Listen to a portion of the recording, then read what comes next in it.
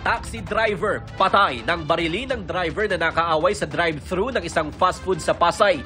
Kita sa CCTV ang gitgita ng dalawang motorista na nag-ugat sa hindi pagpapasingit ng taxi sa tumabing kotse. Parehong bumaba ang taxi driver at sakay ng kotse at nagkapisikalan. Naawat ang dalawa pero sinundan pa rin ng taxi ang kotse.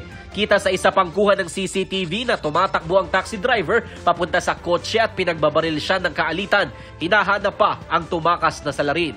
Nang matunton sa Bulacan ang plaka ng kotse, nagpakita ang may-ari nito ng patunay na hindi niya nilabas ang sasakyan sa mga oras na nangyari ang krimen. Kaya tinitignan na rin ang posibilidad na may kakambal na plaka ang sasakyan. Porac, Pampanga, pamumunuan muna ni Konsehala Myla Clarete. Tatayo siyang acting mayor habang naka-preventive suspension ng 6 na buwan. Si Mayor Jaime Capil at 10 pang opisyal ng LGU.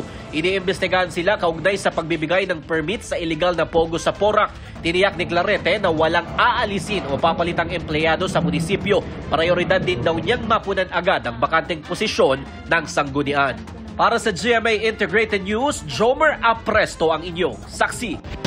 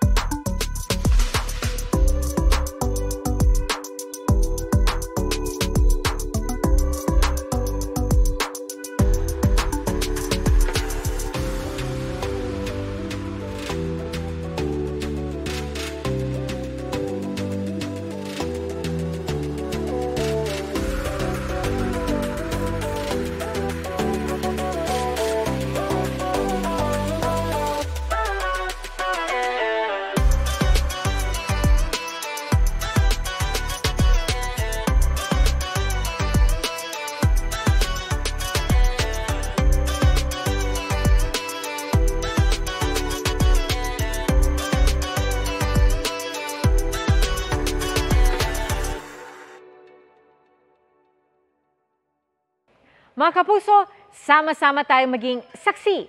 Mag-subscribe sa GMA Integrated News sa YouTube at para sa mga kapuso abroad, samahan niyo kami sa GMA Pinoy TV at sa www.gmanews.tv.